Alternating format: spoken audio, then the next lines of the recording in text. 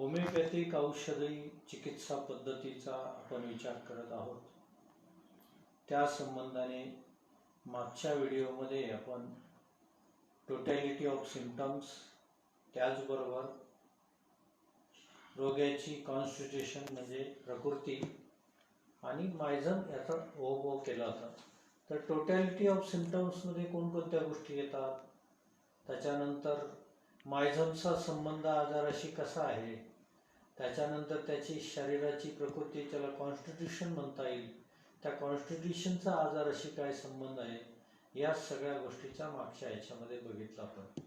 तर आज मात्र आपण असं बघणार आहोत की डॉक्टर हॅनिमन यांनी जी तत्वप्रणाली समाजापुढे मांडलेली आहे आणि त्या तत्वप्रणालीवर आधारित हे वैद्यकीय शास्त्र, ज्याला होमिओपॅथी म्हणता येईल, होमिओपॅथिक शास्त्राची ठेवण किंवा जडणघडण बसवलेली आहे आणि त्याच्यातून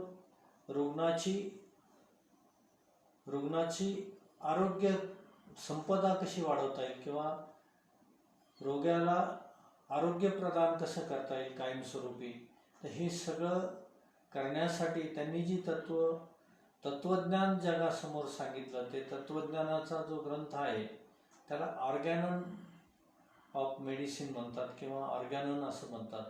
त्या ऑर्गॅननमध्ये त्यांनी एकंदर 294 ॲफोरिझम सांगितलेले. किती?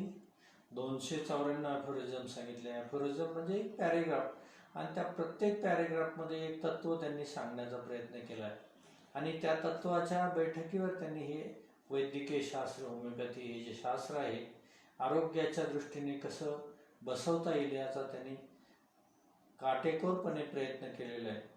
तर आपण अगोदर त्या ऑर्गॅननच्या संबंधात जे 294 ॲफोरिझम आहे त्यापैकी आपण काही ॲफोरिझमचा विचार करू.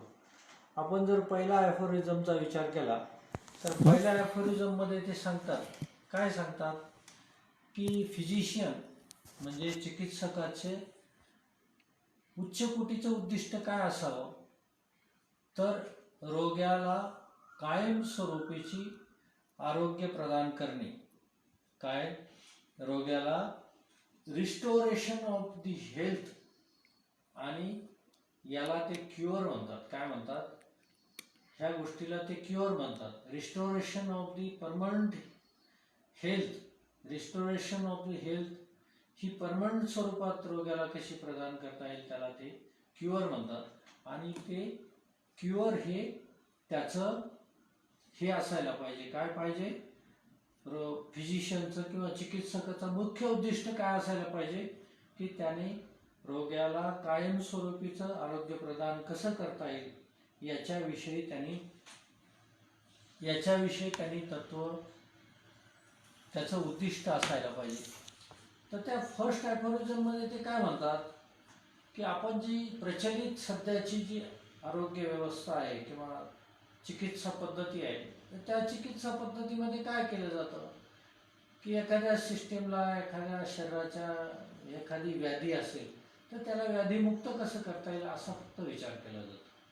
म्हणजे उदाहरणार्थ एखाद्या पेशंटला समजा पोटदुखीचा त्रास असेल तर त्याला पोटदुखीचा त्रास कशामुळे, त्याच्यामुळे त्याची पोटदुखी कशी कमी करता येईल एवढाच फक्त विचार केला जातो.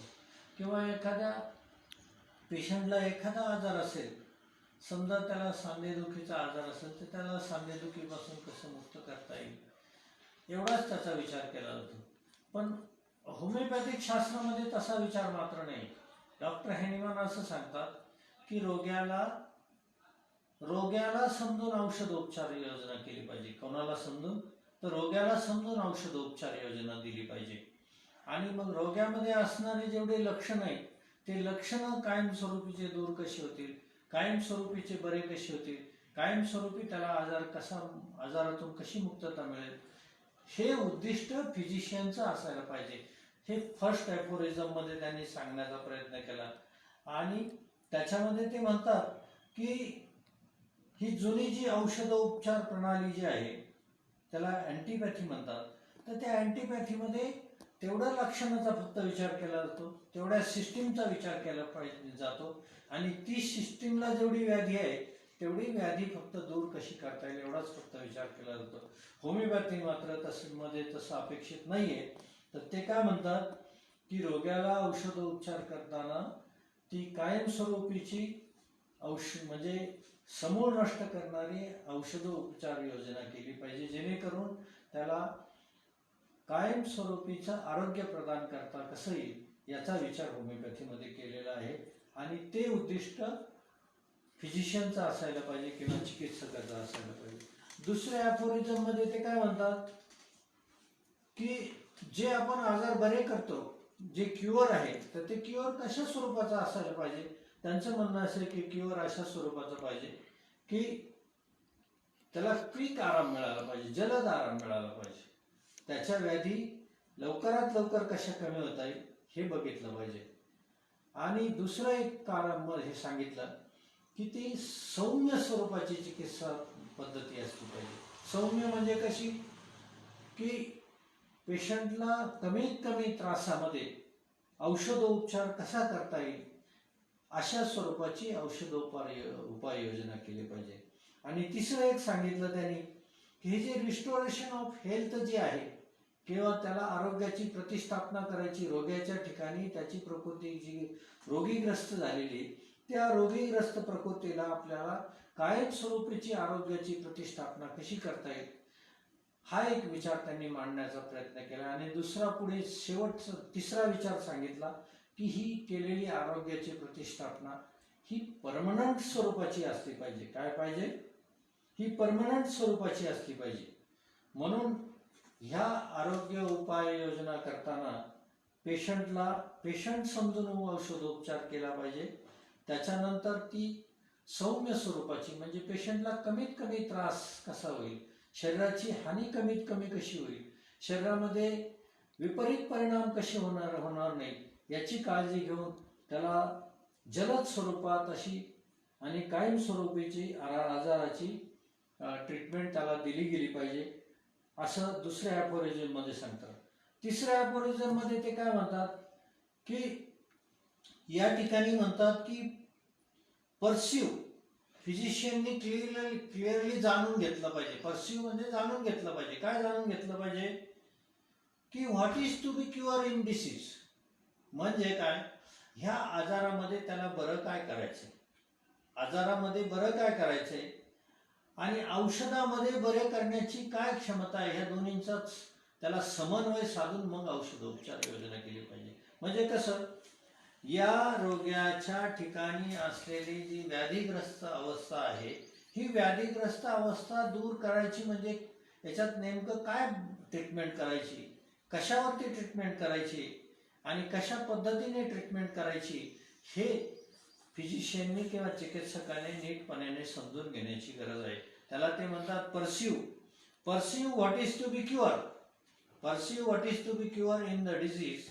आणि पुढे काय म्हणतात, हे जरी असलं perceive what is to be cure in disease, पण ते डिसीज बरा कोणाच्या बाबतीत करायचं आहे, इंडिव्हिज्युअल बाबतीत म्हणजे एका प्रकृतीचा विचार करून मग तो विचार करायचा आहे. एकच पद्धती अनेक प्रकृतींना चालणार नाही. प्रत्येक प्रकृती ही भिन्न समजली पाहिजे. काय समजली पाहिजे, प्रत्येक प्रकृती ही भिन्न स्वरूपाची आहे, तिच्यामधले सगळे गुणधर्म भिन्न स्वरूपाचे आहे आणि प्रकृती समजून तिच्यावरती औषधोपचार केला पाहिजे. आणि त्यात चिकित्सकाला या आजारामध्ये बरं काय करायचं हे त्याच्या नीटपणाने त्यांनी लक्षात घेतलं पाहिजे. जसं आजारामध्ये बरं काय करायचं हे नीटपणाने लक्षात घेतलं पाहिजे त्या वैयक्तिक प्रकृतीच्या संबंधाने, तसंच आपण जे औषध देतो आहात त्या औषधामध्ये काय बरं करण्याची क्षमता आहे हे पण त्यांनी जाणून घेतलं पाहिजे. त्याचबरोबर काय जाणून घेतलं पाहिजे, त्या औषधामध्ये काय बरं करण्याची क्षमता आहे हे पण त्यांनी चिकित्सकाने जाणून घेतलं पाहिजे.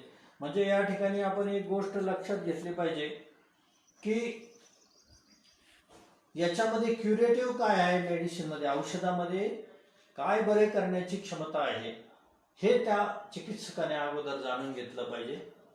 आणि नंतर ह्या रोग्यामध्ये काय आजार बरा करायचा आहे, कोणती व्याधी दुरुस्त करायची किंवा काय दुरुस्त करायचंय हे त्यांनी अगोदर समजून घेतलं पाहिजे. म्हणजे या ठिकाणी मग त्या रुग्णाला मात्र आपल्याला लेस मॉर्बॅडिटी म्हणजे त्याची शक्यतो जीवितहानी कशी टाळता येईल. आणि प्रत्येक पेशंट हा संशोधन आहे. या ठिकाणी अतिशय महत्त्वाचा एक शब्द वापरला त्यांनी. तो शब्द कोणता वापरला हॅनिमॅननी? व्हॉट ही हॅज टू डिस्कवर.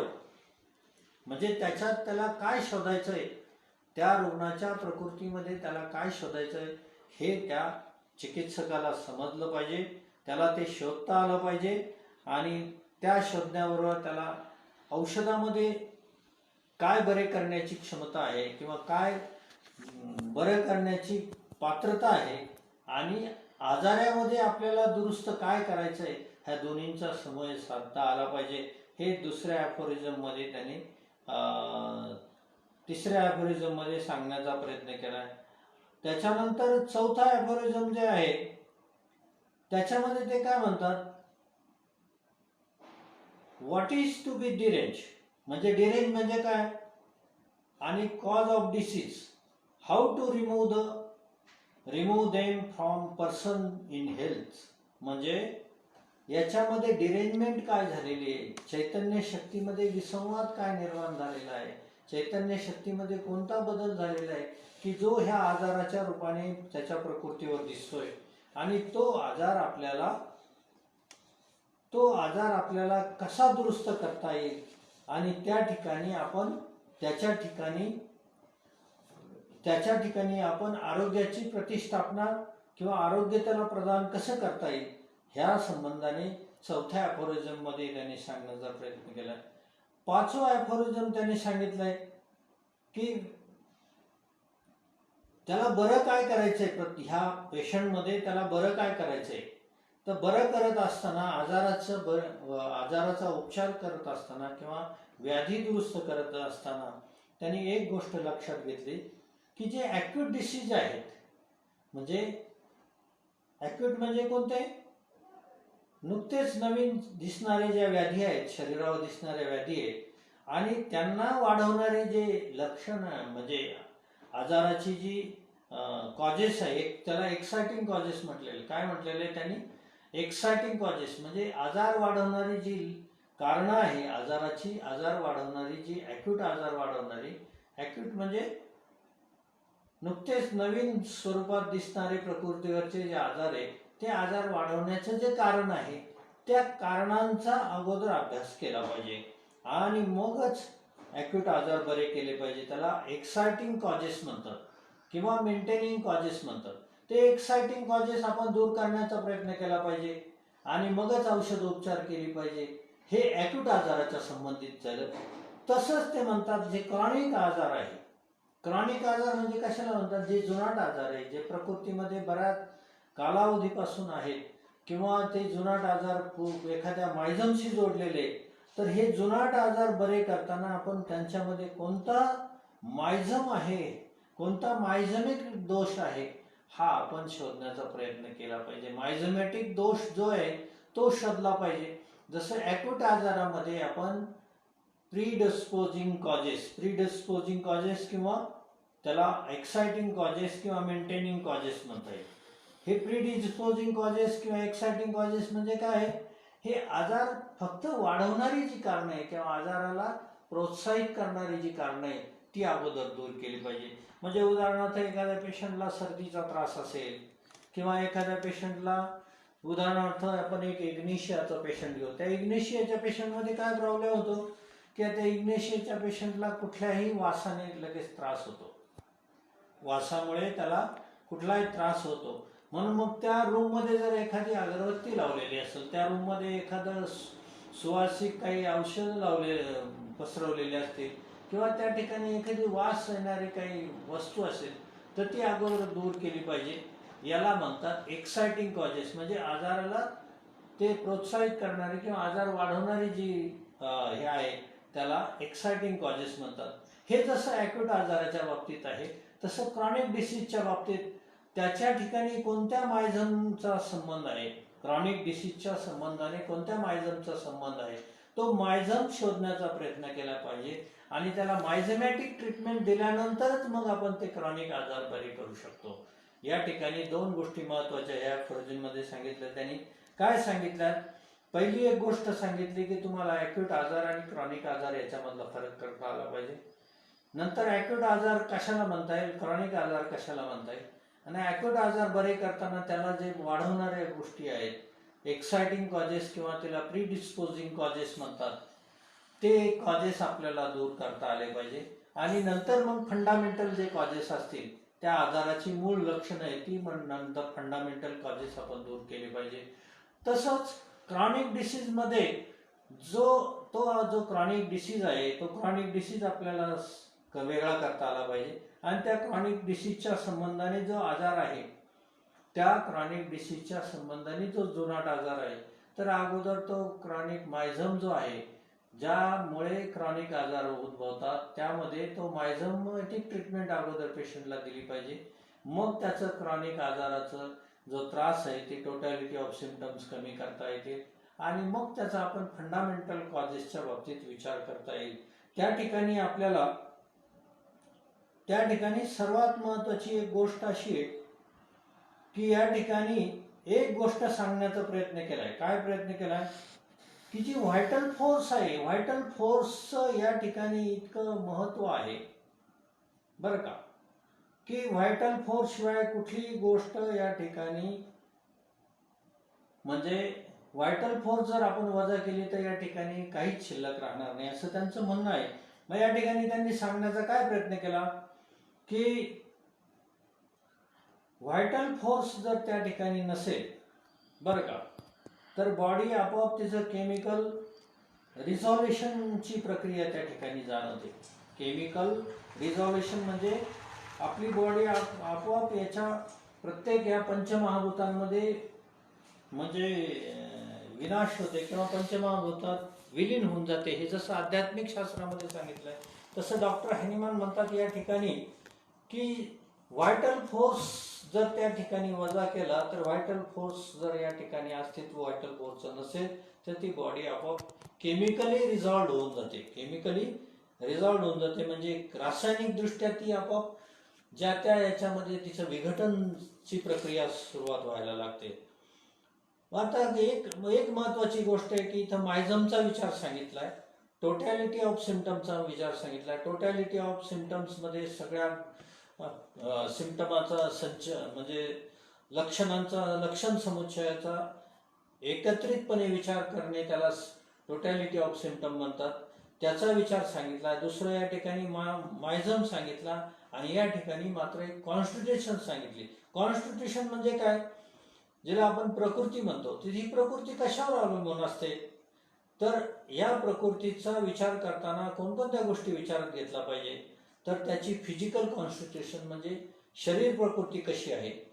त्याचबरोबर या ठिकाणी तुम्हाला एक दुसरी गोष्ट आहे की त्याची मोरॅलिटी कशी आहे, त्याच्या विचाराची धारणा कशी आहे, त्याच्यानंतर त्याची बुद्धिमत्ता कशी आहे, त्याचा व्यवसाय काय आहे, त्याचं स्टँडर्ड ऑफ लिव्हिंग कसं आहे, त्याच्या सवयी कशा आहे, त्याचं सामाजिक जीवन कसं आहे, त्याचे डोमेस्टिक रिलेशन कसे आहे, लोकांशी संबंध कसे आहे, त्याचं एज कसं आहे, नवे त्याच्या शारीरिक संबंधांचा सुद्धा विचार केला पाहिजे. कॉन्स्टिट्यूशनचा विचार करताना त्याच्या शरीर संबंधांचा सुद्धा विचार केला पाहिजे, असं या ठिकाणी डॉक्टर हॅनिमन 5व्या ॲफोरिझम म्हणतात.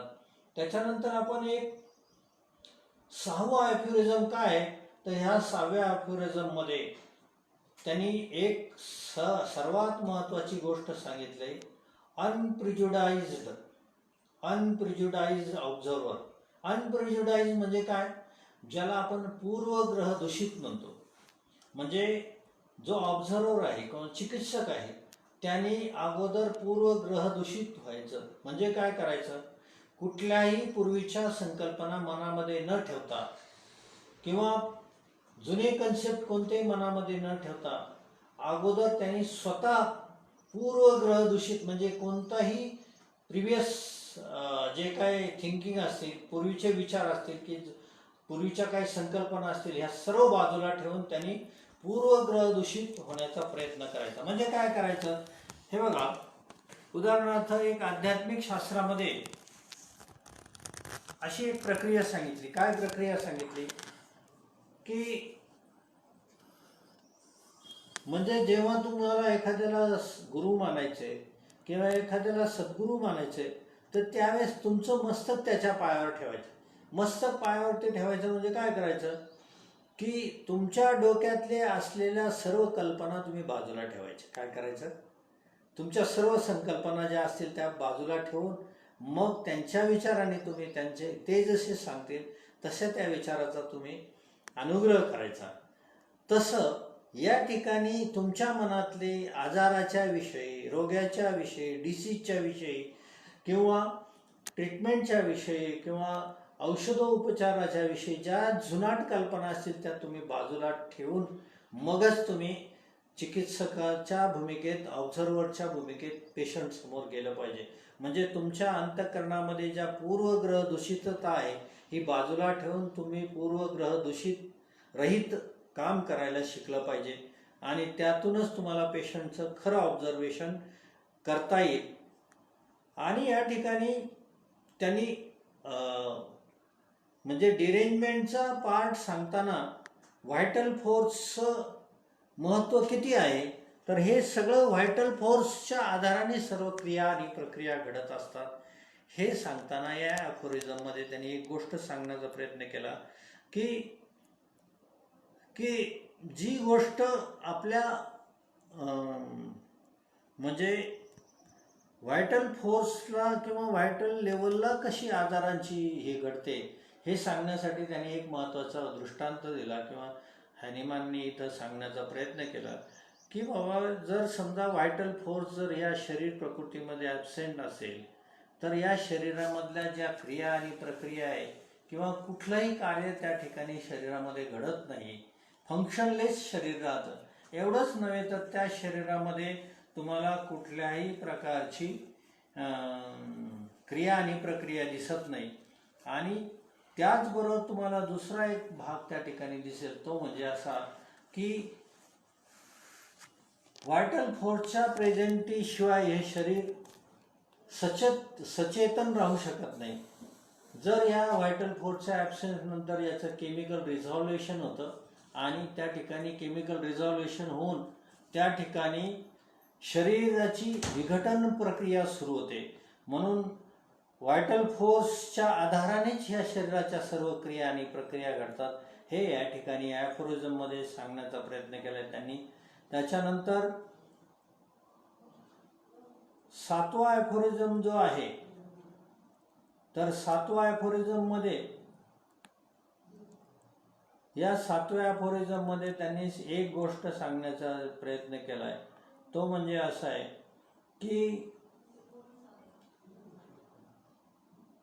जे मेंटेनिंग कॉजेस आहे बरं का, मेंटेनिंग कॉजेस म्हणजे कोणते की ज्याला आपण एक्सायटिंग कॉजेस म्हटले, त्या एक्सायटिंग कॉजेस दूर केले म्हणजे आजाराची पूर्णता आजार बरा झाला असं मात्र नाही. तर तुम्हाला त्या ठिकाणी जे फंडामेंटल कॉजेस आहे, आजाराची जी मूलभूत कारणं आहे, फंडामेंटल कॉजेस आहेत ते जोपर्यंत तुम्ही दूर करू शकत नाही, या शरीरातून त्या फंडामेंटल कॉजेसला तुम्ही बाहेर काढू शकत नाही तोपर्यंत त्याला परमनंट स्वरूपाचं रिस्टोरेशन ऑफ हेल्थ हे त्याच्या ठिकाणी त्याला मिळू शकत नाही. आणि हे सर्व करत असताना म्हणजे आपल्याला चैतन्य शक्तीच्या भूमिकेपर्यंत आपल्याला औषधोपचार योजना केली पाहिजे. त्याच्यानंतर 8व्या ॲफोरिझममध्ये त्यांनी सांगितलं की तुम्हाला इरॅडिकेटेड म्हणजे औषधाची योजना करताना किंवा औषधोपचार करताना तुमच्याकडून पूर्ण लक्षणांचा समूळ उच्चाटन शरीरातून प्रकृतीतून करता आलं पाहिजे हे 8व्या ॲफोरिझममध्ये सांगण्याचा प्रयत्न केला त्यांनी. त्याच्यानंतर 9व्या ॲफोरिझममध्ये त्यांनी सांगितलंय की हेल्दी कंडिशन कशाला म्हणता येईल आपल्याला. काय म्हटलं त्यांनी, हेल्दी कंडिशन कशाला म्हणता येईल, तर हेल्दी कंडिशन त्यांनी म्हटलेलं आहे की spiritual vital force autocracy the dynamics animates the material body, म्हणजे ही जी मटेरियल बॉडी आहे म्हणजे आपली भौतिक शरीर प्रकृती आहे, या शरीर प्रकृतीमध्ये कुठल्याही व्याधी दिसल्या नाही, या मटेरियल बॉडी म्हणजे भौतिक बॉडीमध्ये भौतिक शरीरावर कोणत्याही आजाराची लक्षणं दिसली नाही, तर मग समजायचं की आपल्या व्हायटल फोर्समध्ये कुठल्या प्रकारची डिरेंजमेंट नाही, आणि मगच आपण समजू शकतो की आपण परमनंट स्वरूपाचं त्याला आरोग्य प्रदान करू शकतो. त्याच्यानंतर मटेरियल ऑर्गॅनिझमचा अस्तित्व सांगण्याचा प्रयत्न केला. त्यांनी सांगितलंय 10व्या अफोरिझममध्ये की मटेरियल ऑर्गॅनिझम हे विदाऊट व्हायटल फोर्स शिवाय कॅपेबल नाही. काय नाही, जसं आपण मी मागच्या वेळेस एक सांगितलं की तुमच्या अंतःकरणाला स्वतंत्र अस्तित्व नाही. अंतःकरण हे चैतन्य शक्तीच्या आधारावर किंवा चैतन्य शक्तीची सत्ता त्याला अंतःकरणाला आहे, तोपर्यंतच अंतःकरणाची सचेतनता आहे किंवा कार्यशीलता आहे. परंतु जोपर्यंत ज्या ठिकाणी व्हायटल फोर्स त्या ठिकाणी नसेल, तर त्या ठिकाणी जसं अंतःकरणाला अस्तित्व नाही, तसं तुमच्या भौतिक शरीराला सुद्धा कुठल्याही प्रकारचं अस्तित्व नाही. त्या ठिकाणी कोणत्याही प्रकारची क्रिया अथवा प्रक्रिया घडणार नाही, त्या ठिकाणी कोणत्याही प्रकारच्या संवेदना नाही, त्या ठिकाणी कोणत्याही प्रकारची जाणीव नाही. नवे त्या ठिकाणी कोणत्याही प्रकारचं सेल्फ प्रिझर्वेशन म्हणजे काय, त्या ठिकाणी कोणत्याही प्रकारची म्हणजे आरोग्याची संपदा धरून ठेवण्याची क्षमता नाही. सेल्फ प्रिझर्वेशन म्हणजे स्वतःचं अस्तित्व टिकवण्याची त्या ठिकाणी भूमिका नाही.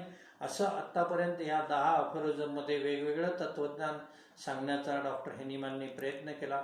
तो आपल्याला कितपत तो हे करता येईल, स्वीकारता येईल, हे स्वीकारण्यासाठी खरं वास्तविकता खूप महत्त्वाचं आहे.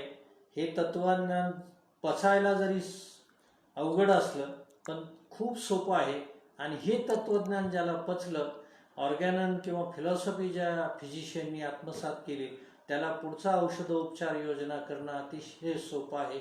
मेडिकाचा अभ्यास करणं फार अवघड आहे असं काही नाही, किंवा इतर शास्त्र जे आहे ती ह्या अनुषंगाने.